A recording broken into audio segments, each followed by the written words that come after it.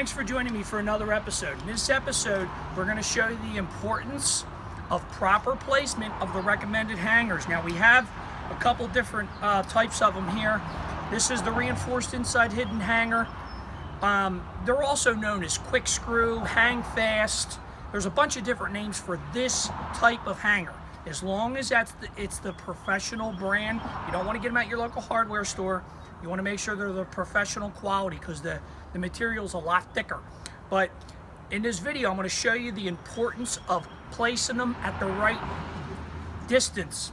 You'll want them in between 16 to 24 inches. That's going to be so important. If you're a homeowner, you're a contractor, you're going to want to make sure you're placing the hangers between 16 and 24 inches. I recommend the 16 inches. It adds a couple dollars to the job. Now, this gutter behind me, this gutter was installed about 2 years ago.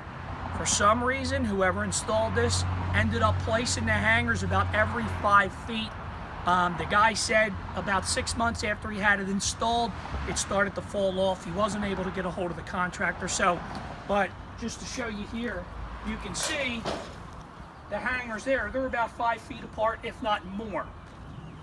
And even though they're the recommended hangers, they're not going to be able to support the weight at that distance. So you want to make sure that they're placed between 16 and 24 inches.